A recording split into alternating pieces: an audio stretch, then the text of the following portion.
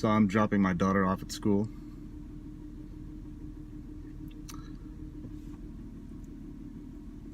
We had an orthodontist appointment today. And the schedule got wrong somehow. It was tomorrow. And this lady sitting behind me decided to pull up right when I was coming up here. And she's just sitting there. I don't know if she has any business here. Maybe she's dropping this lady off. So she can walk in and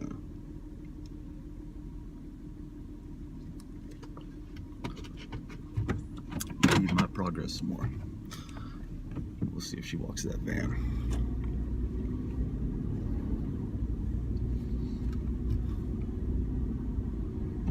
Yeah, staring at me when I walk by, when she walks by.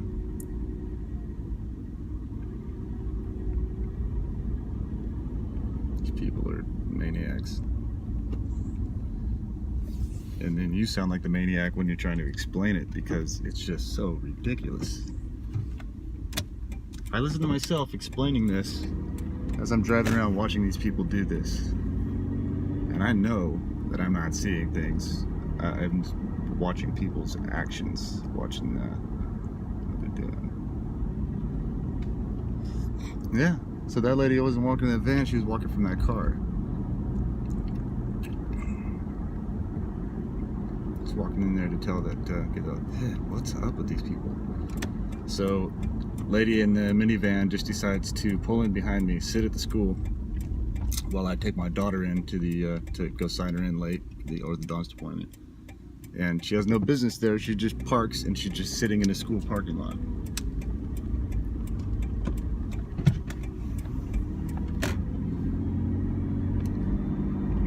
If she was going to pick up her kid, she'd have to go and sign him out. Maybe I should just go park behind her.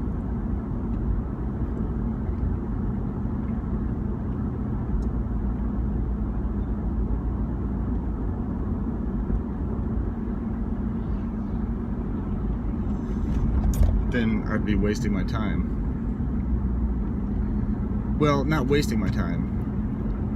To prove this, or to go surveil these people, would take all of your time. That's why private investigators are hired to do certain things, because it takes them all day, it takes them weeks, it takes them months to surveil people, to figure things out.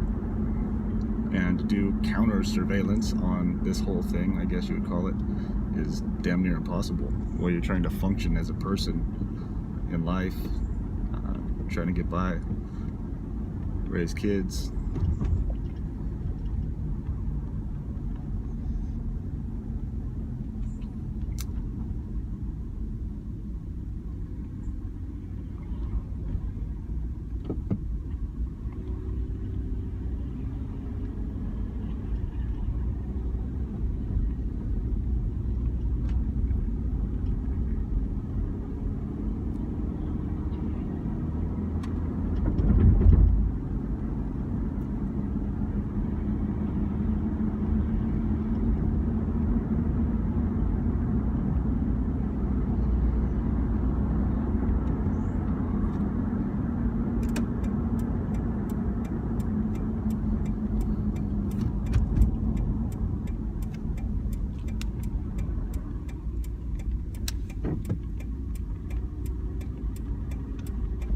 Fuck you, bitch.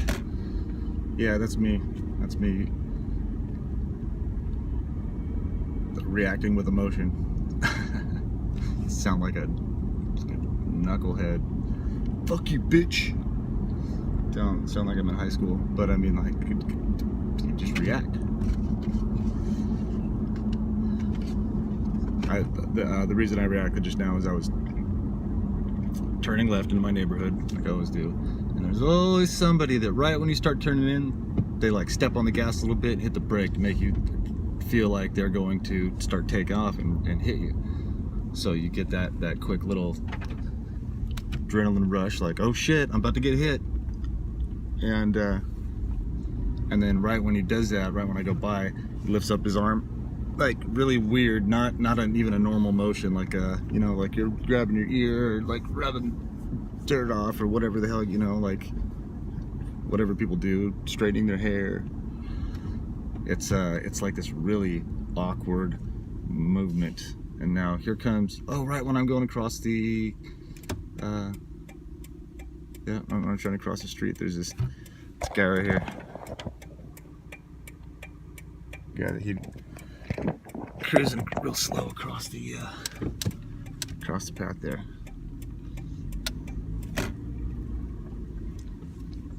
Just, it's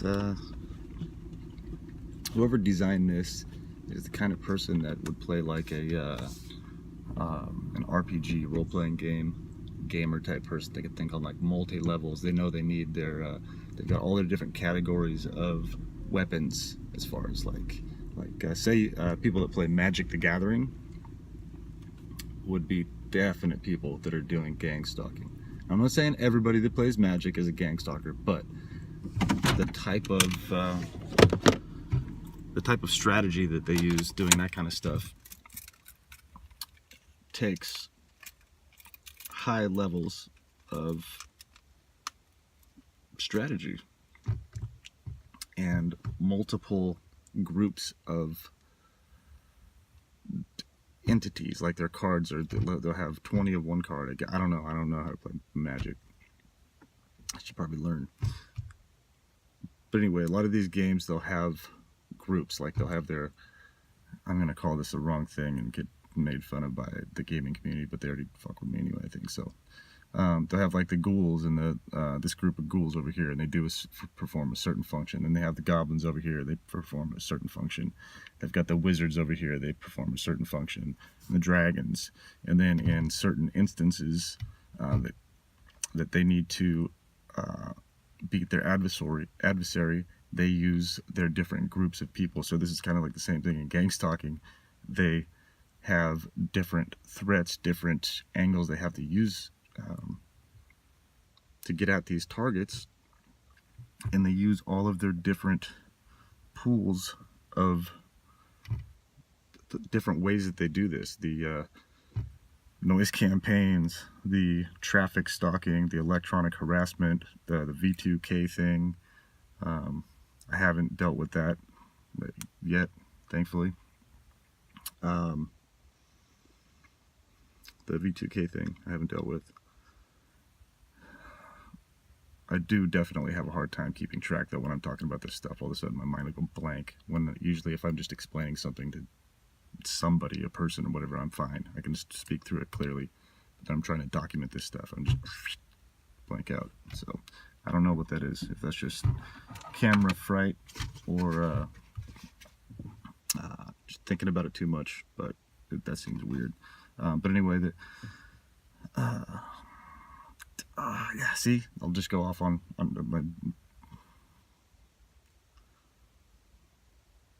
It's so tough to intelligently speak about this. You need to write down some notes, kind of follow your notes, because you start thinking about all of the different things that happen, and then one thing will trigger a memory, and you'll start thinking about that and go, oh, okay, so here's this thing, and then while you're explaining that, another thing pops up that you think about, and you know, you start going all over the place, and then you just sound goofy.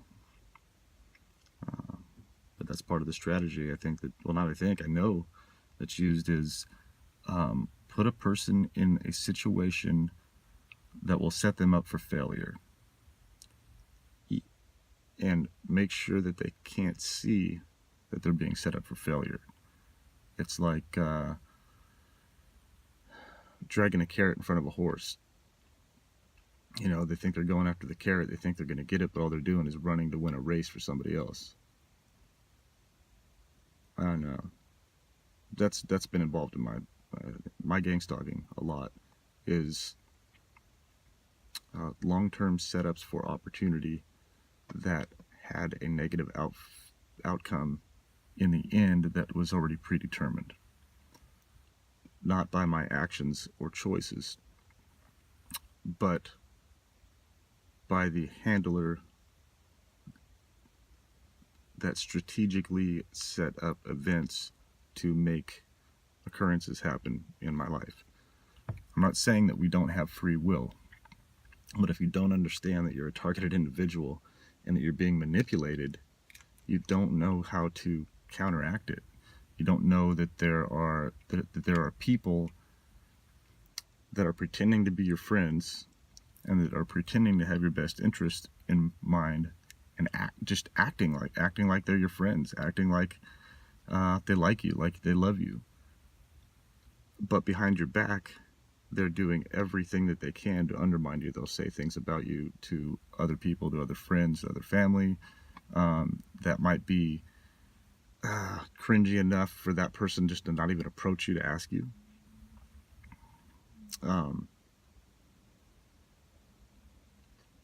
You know, and they just do all kinds of different things that if now that I know I'm a TI, I can tell when people are saying things that are directed towards me, the odd stuff. Before I knew, you couldn't really put your finger on it. Somebody would say something odd, and you're just like, why would they say that? That's not nothing. They're just, but it would be directed at you, but in a roundabout way. Like one thing, I learned what double entendres are going through this. So these people like to put all this stuff in your face, and they'll say something that has right in front of you that has two meanings. To where if you say, hey, why would you say something like that? They go, oh, well, I meant it this way. And they get very good at using those double entendres all the time. So it sets you up to be in an uncomfortable position because of what they say. And man, I wish I could, my ex-wife and her family would always do this to me. They would say so much weird stuff about like all kinds of different things. We were out going to garage sales one day, and my brother-in-law, who I hate, I think he's probably, yes, Jason, if you're watching this, which you probably are, I do hate you, you know that. You've always been an asshole to me. This guy's always been an asshole to me since the day I met him. My brother-in-law, which isn't an odd thing to happen. In-laws don't like other in-laws sometimes, but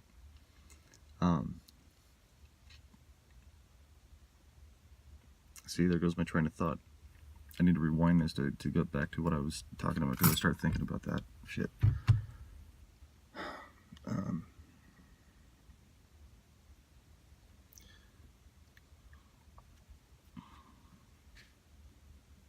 Handler.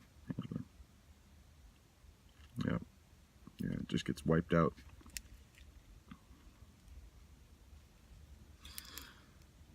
Well, when there's 1,000 things on your mind, so the average person can handle like 7 events going on in their life, something like that. I can't remember what the statistics were, but the average person can handle like 7 different things, major things going on in their life all at once, and kind of juggle that. Like taking care of the house, taking care of the kids, you add up all these different things in your life that you can manage that are major responsibilities. And I think that what I read was there's like 7 major things that you can handle. So when you're living your normal life, whatever that is, and all of these other events are introduced into your life that aren't major, they're minor, but there's thousands of them. They're always going, they're constant, they're non-stop. It's one thing after another, and they're tiny little things that would make you sound crazy if you started complaining about them. Like,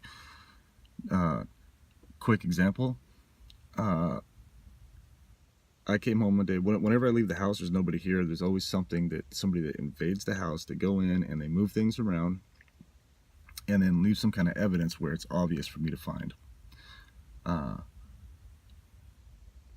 Here's 2 things. I got home one day, there's a Ben Franklin plumber parked out in front of the house. He's got his hazards on, and he's just sitting there right in front of my house, and he's there when I pull up. So that already triggers me. I'm thinking, okay, what's that guy doing just sitting there? And any rational person would just say, he's on an appointment. He's going to somebody's house. But when you're targeted and people are invading your house, you start to think about that. So anyway, the guy's parked out in front of my house. I go in, and I just fixed the mechanisms on the insides of all my toilets because the house is just getting older and stuff is wearing out and stuff like that. So I just replaced everything. And I go in, and actually I came out and I sat out in the front for a little bit, and I took a picture of that guy's, I think I filmed him a little bit, maybe took a picture of his van. I should have got his license plate. But I go in, and I use the bathroom in here, and the handle, which I just replaced like a couple days before, has been like twisted, so it broke this little plastic piece on there, so it just hangs now. It just broken off. Like I just replaced this. That's broken off, so that hangs down, and then now the chain hangs underneath, and the water runs, so I have to jiggle it after I flush it. So that's annoying. So later on in the day, couple hours later, because I haven't fixed this toilet yet, I haven't gone to the store to get the parts, I go upstairs and go to the bathroom, and I go to flush my toilet, and the plastic piece there's either a plastic piece or a chain that hooks to the arm that pulls the little valve up. I go to flush the toilet. That's broken. That piece has been cut inside, just cut clean. So now I've got a plumber that was parked out in front of my house with his hazards on right as I got home, just sitting there.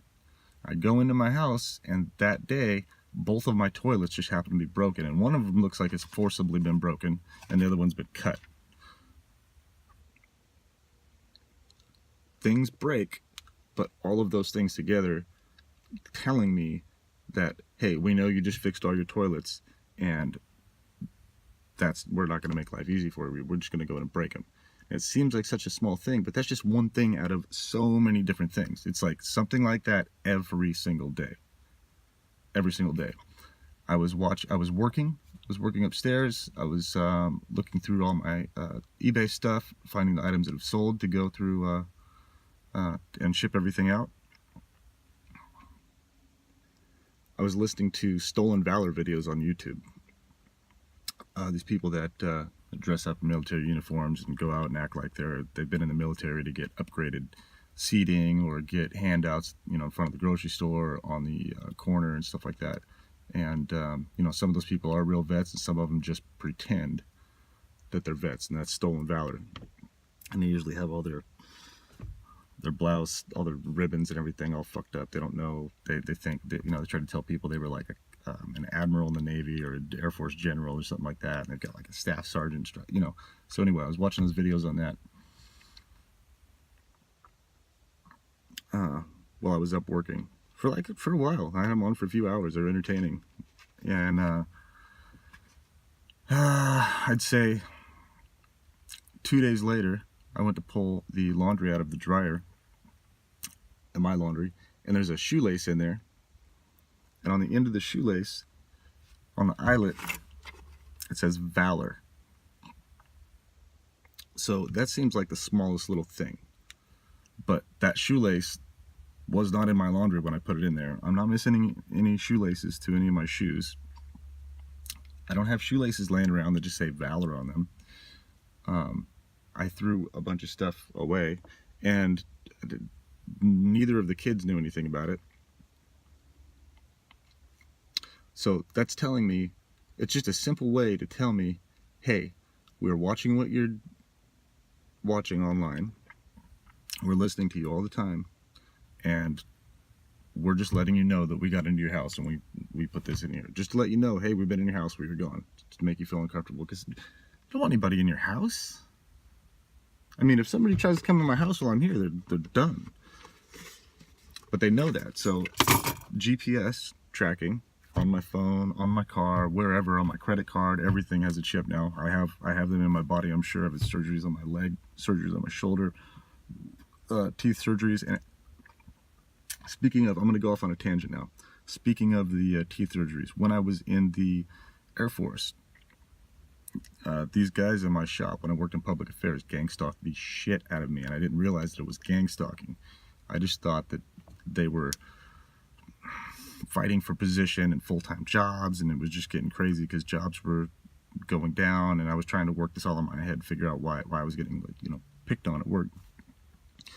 And it was that. It was, damn it! See, I started talking about I forgot what I was gonna say. Shit. Boom. See, right there, I have a thought and it gets wiped out.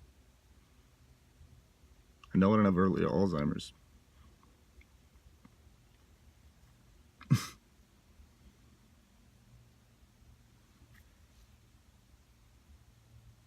This is crazy.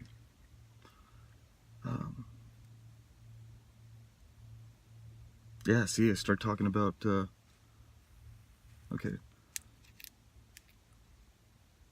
Holy shit. Wow. Whenever I come up with something significant, just feel like Men in Black flashing thing. So I just have to sit here and keep thinking of different things that I've noticed, that I've picked up on over time. And if I lose my train of thought, I just have to keep thinking and go on to the next thing. Oh, I got it. Came back to me. My tooth. I've heard a lot of people talk about RFID chips being implanted in their teeth. I had to get some dental work done when I was in the Guard. After I was active duty for like 5 years, then I did 10 years Guard, which after 9/11 felt like close to active duty because we were gone all the time. Always busy, on orders, TDY, stuff like that. When you're in the military, you have to have all of your dental up to date, because if it's not, you're not deployable. Because if you go overseas somewhere and you get a toothache, you're out in the middle of the desert and you're shooting at people and stuff like that, and your teeth are rotting out, you're not serviceable. That's what they say. So they want your teeth to always be up to date, be fixed. Well, I had some issues with these two back teeth. The girlfriend that I had at the time and I started going to the store. It was her idea, now when I think back about it, to start picking up some cheap wine. We like wine. We're like, well, let's drink some wine, but let's get some of the cheap stuff and see if it's the same as the good stuff, whatever. And it seemed to be about the same. I think there was a lot higher sugar content though, because I would go to drink the wine, go to bed, and these two, the second to back teeth, both just started getting cavities. I didn't realize it. They started getting really bad, and the next thing I knew, those two back teeth are just like rotting away. I've always brushed my teeth. I've never had really issues with my teeth. I've had a few cavities here and there, but anyway, they'll start rotting away. After that happened, they got on my ass so much to go get those teeth fixed. They were like, you have to get your teeth fixed, you have to get your teeth fixed, you have to get your teeth fixed. And I was like, I don't have dental. I don't have, you just don't offer dental. It's Guard. I don't have any medical benefits or anything. I don't think we did at the time. They ended up offering stuff like that later. I believe it's available now for Guard members. But I kept saying, you gotta get your teeth done, gotta get your... I finally went and got my teeth done. And then towards the end of my career there in public affairs, the senior master sergeant and the master sergeant and a couple of other people, we were all standing around talking, and this is when they were really gang stalking me, like fucking with my head, putting me on jobs that were endless and just ridiculous, just to watch me fumble and try to get through some stuff that was not doable. Put me on nonsense projects, stuff like that.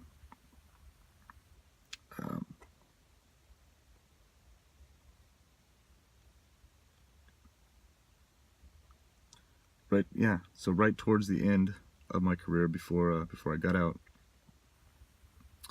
the guys would always say different things, say weird stuff, and then they'd ask about my kids in weird ways, and they would talk about my fiance at the time. She ended up being my wife,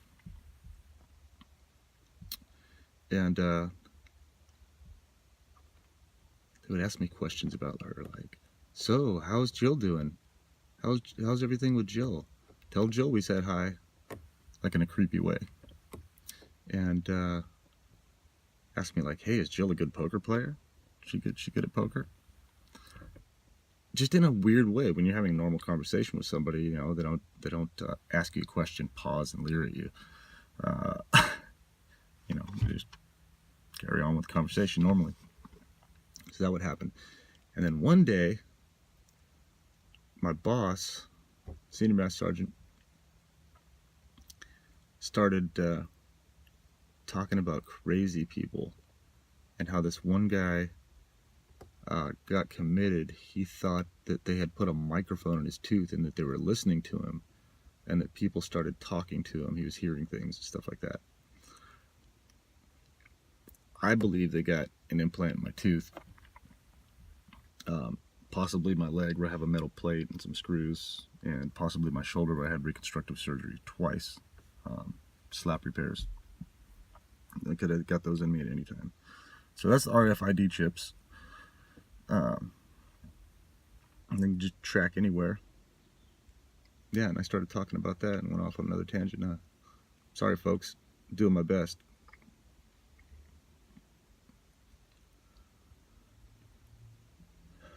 So anyway, got all these RFID chips, all these tracking, everything. So just everywhere you go, pop up a little alert on these people's app. They have their street theater ready, or they improvise, or whatever, and they just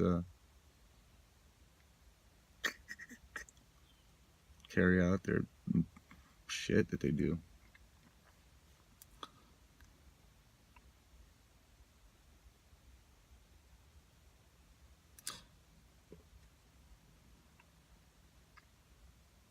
I don't know what else to say right now. I have some work I need to get done. It's just taking up my time.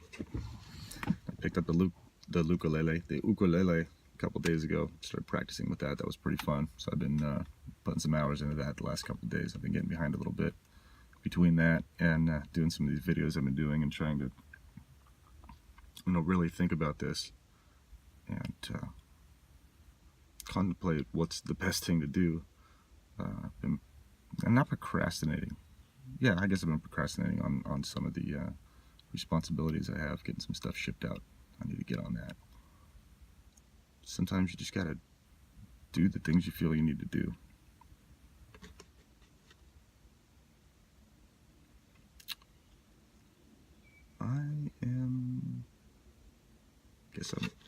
Guess I'm done for now. I've been talking for about 30 minutes.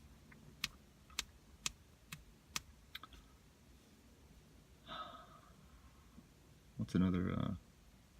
I'll end with this quick little story about mimicking or passing on information that happened. I don't know. There's just an instance of one of the events that happened. So when I was going through the divorce of my wife, going through the breakup right after she left, it wasn't really a breakup. She just disappeared. My truck was out front, and she had a bunch of her stuff in the garage still. I packed up every single one of her things nicely, like it was my own stuff, and helped her move it out in 2 moving trucks. I had my truck out in the front, and I realized that I was being harassed. People were messing with my property. I needed to park my truck inside, and so I told my wife that she needed to come get her stuff. That my truck had been vandalized because, yeah, I guess I lied to her, which I don't feel bad about at all. I got lied to for 9 years, so typically don't do that. But yeah, needed her shit out of here so I could park my truck in the driveway, and either she found out that nothing had actually happened to my truck, or knew through, because she's part of this surveillance thing. When I came out to my truck, I don't know, a couple days later, there were 4 evenly spaced dents in the, actually,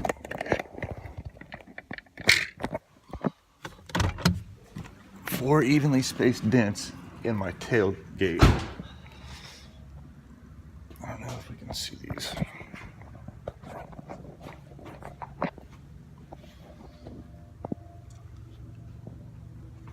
Anyway, evenly spaced about, I don't know if I measured these, they'd measure like exactly 8 inches or something like that. 1, 2, 3, 4.